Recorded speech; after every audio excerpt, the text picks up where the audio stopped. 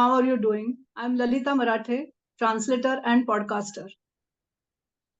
Me and my husband, Mr. Jitendra Marathe, he is a finance professional. We have decided to record podcasts about current affairs. So here I am with the first podcast about the Kejriwal case. Good morning, Jitendra. Good morning. So we are talking about the Kejriwal case today. That is correct. Yes. So I have a few questions about this. In earlier years, inquiry by CBI was more commonly heard. So of late, we hear more of ED. So can you please explain the difference between these two inquiries? That's right. See, the CBI inquiry is primarily concerned with tracing the crime. And it is correct that prior to 2002, the focus was more in trying to unravel, whether somebody has done something wrong and can a criminal case be brought against that person. And that used to be handled by the Central Bureau of Investigation, CBI. Okay, I see. However, after 2002, India, as a part of international forums, various international forums, decided to introduce a framework for tracking and monitoring money laundering and preventing money laundering in India. Okay. And that gave rise to Prevention of Money Laundering Act 2002. Okay. And the directorate, the government body that is entrusted with this particular task, is called the Enforcement Directorate. I see. Okay. Okay. Now, in case of Enforcement Directorate and PMLA, the focus of inquiry is slightly different. The focus of inquiry is on the money trail. Okay. And when a crime has been committed and the crime gives rise to handling of money, then people who are concerned with handling of money in some form or other can also be brought to justice under Prevention of Money Laundering Act. I see. Okay. Right. And that opens a very wide gamut of inquiry. Oh, okay. Because the money can change hand at multiple times. And whoever is willingly part of it, in trying to hide the money trail or make, some alternate use of the money received from proceeds of crime, all the persons involved in that activity can be charged under the PMLA Act.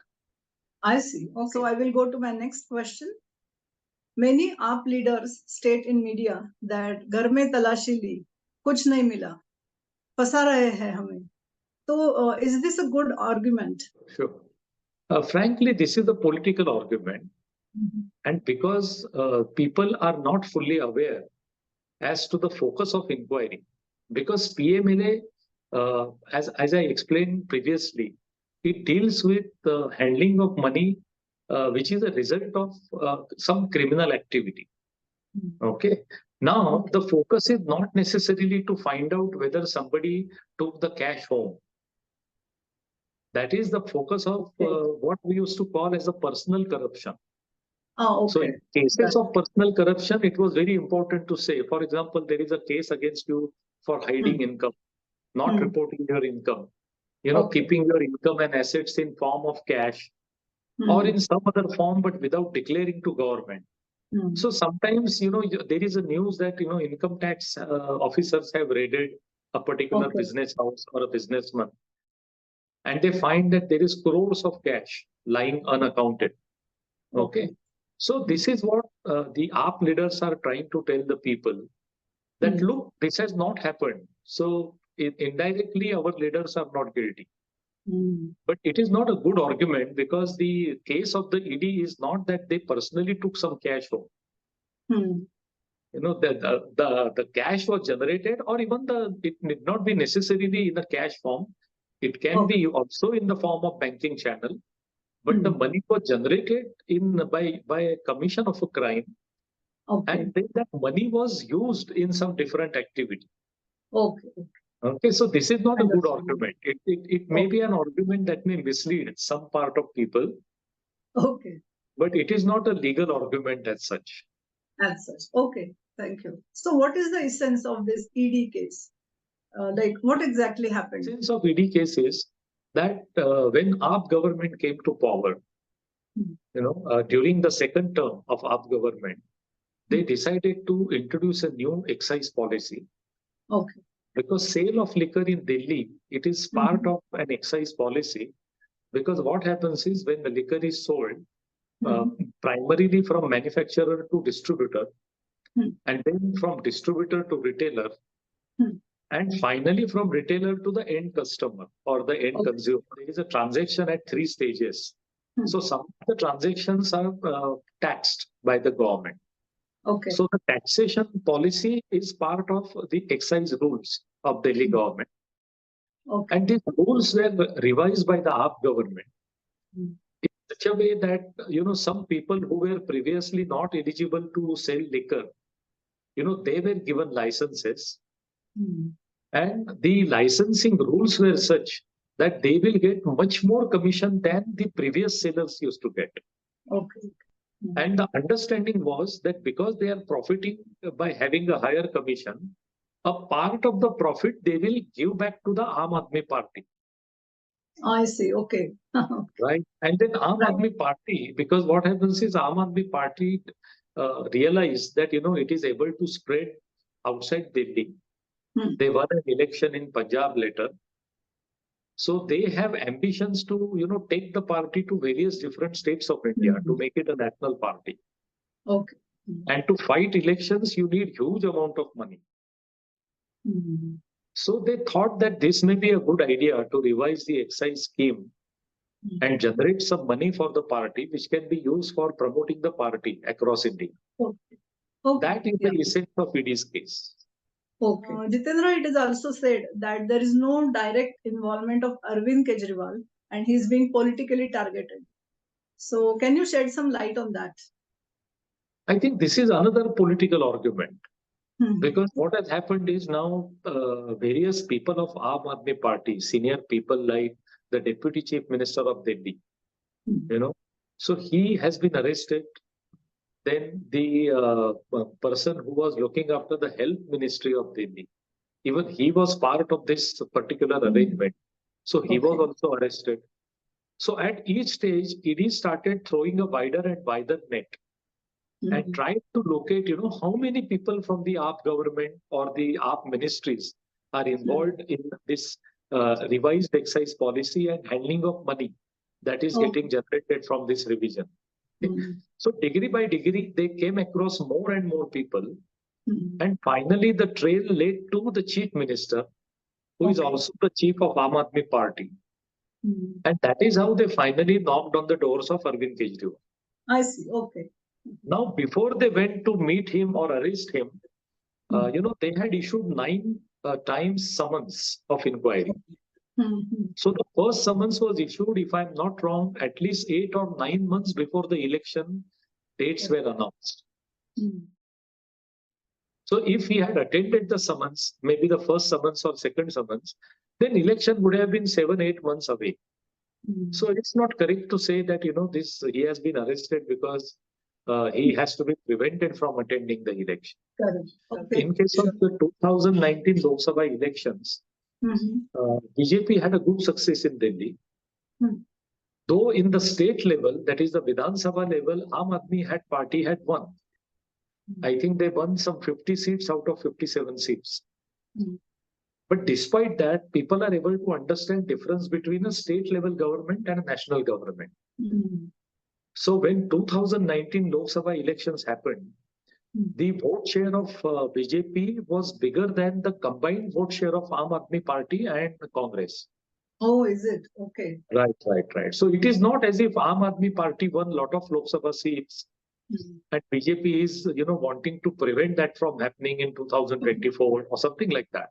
So this is simply a political, some kind of a political argument to mislead people, in my opinion. So is it true that in case of cases of ED, bail is not possible? I wouldn't say it is not possible. It is definitely difficult. Because what happens is, in case of any other act, that is the law or the statute, as it is called, bail is not the exception.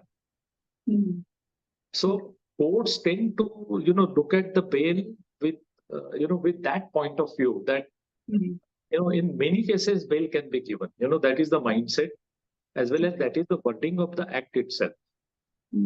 Whereas in case of PMLA, it was believed, when the act was framed, because I must also make it clear that the act was not introduced by BJP government. Okay. Act was introduced during the Congress regime I in see. 2002. Yes. Okay. So it was in line with some of the international frameworks that India studied. So the idea was that in case of money laundering, the trail and testimony of witnesses can be changed if the person is not inside jail. Okay. And that's why. And then what happens is, once this is done, then it is very difficult for the investigative agency to actually trace the trail of money and make any case. Right. So there are tougher bail rules in case of PMLA, but in couple of cases, the toughness of this rule was tested before the Supreme Court. And I can recall in 2019, there was a case of P. Chidambaram versus Enforcement Directorate. And I believe this is the same P. Chidambaram who was the finance minister in Congress time. I So see. it was a high-profile case. So whether bail can be granted in case of PMLA case was examined by the Supreme Court of India. And Supreme Court has laid down 3 tests. Okay. So depending upon the answer to these 3 tests or 3 questions, bail can be granted. So it is wrong to say that it is impossible that anybody can get a bail once there is a PMLA case. In case of say another AAP leader, Sanjay Singh, he was also arrested by ED in PMLA, and few times his bail application was rejected. But recently, I think about 2 weeks ago, his bail hearing once again came in Supreme Court for hearing. At that time, the Enforcement Directorate did not object to he being released, and then the Supreme Court granted him bail. So this is one recent case of bail being granted, even in case of PMLA. I see. Okay. If a CM gets prevented from participating in election process, does this have any legal bearing in the case? Not really, because the Indian law, and I think the international law in many countries is very clear that a high-ranking person, whether he's a bureaucrat or whether he's a minister or whether he's a person of some public prominence, is not treated differently in the eyes of law. I see. Okay. So of course there is a coincidence that that he is. Otherwise, he would have contested elections. He would have campaigned for his party candidates. That is true. But that is not a sufficient ground to treat him differently. Because then what would happen is there would be, a differentiation in the law that a high-ranking person, because he has certain duties, he should be treated differently. He should be given a long role, etc., etc. And then that would defeat the very purpose of the act. Because usually the persons with higher power, they will find it very easy to escape the law by, stating that, they have some other duties and things like that. Correct. But again, this is not a legal argument. In the Indian law, even a chief minister is treated similar to any other ordinary human being. So this AAP party is continuously complaining against BJP and the central government.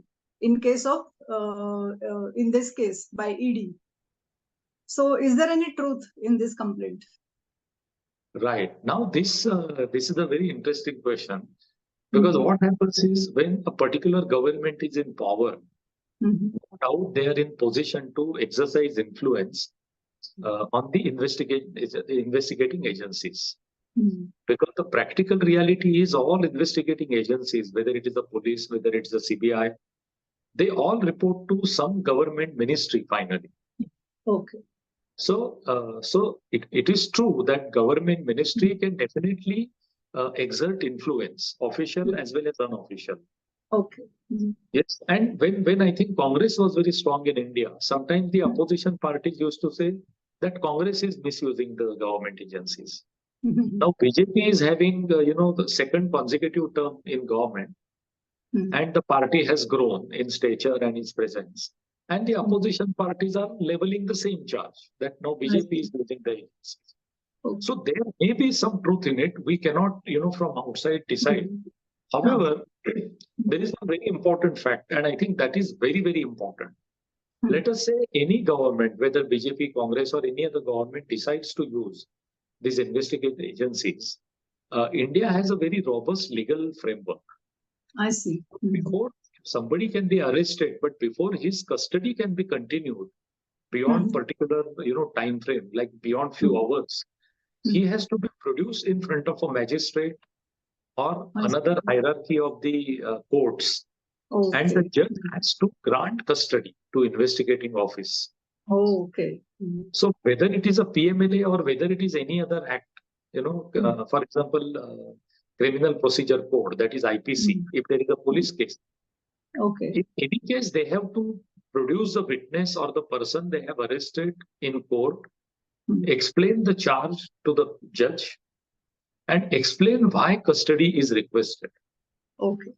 And at that time, the person who is accused of a crime, through his lawyer, he can represent to the court why he should not be arrested, why custody should be denied.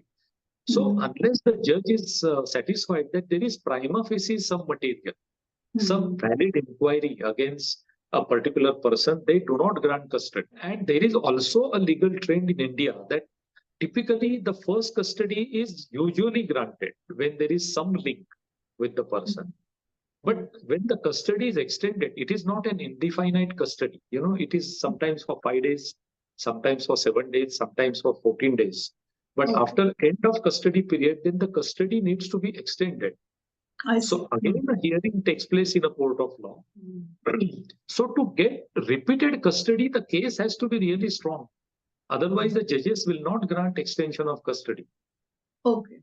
Understood. That is the reality. And we have a very reliable legal system. I cannot say that, in case of BJP, the courts are always deciding in favor of the investigate agencies. It's not the case. And also when there was a previous government, again, that was the case, that in case of court, sometimes it comes your way, sometimes it doesn't come your way. So which means that there is a robust, independent legal system in place. Okay. So how do you see this case in the future? I mean, what is the outcome? What is the likely outcome? Yes, so I think now there are two things. For the investigation purpose and for filing the case, it appears that there is evidence against various AAP leaders. But what will happen is the next stage is there will be a formal charge sheet submitted to the court. And at that time, all the accused, they get an opportunity to study the evidence against them. And then they come prepared for the case when the trial begins. Okay. So it is possible that at that stage, some evidence will continue to remain strong. And the evidence that is based on, let us say, the witness statements, sometimes some of the witnesses change their statement at the trial stage. Right. So what I see is that the case will be there against some leaders, definitely. But it may not be equally strong against all leaders, because then it depends on witness testimony, etc. Okay, great. So I'm expecting there will be some convictions in the case, but may not be all convictions that the enforcement agency is asking. Okay, great. So this was a great discussion. We'll talk again about some other current affair and see you again with a new episode. Thank you. Thank you, everybody, for listening to us. We look forward to seeing you again.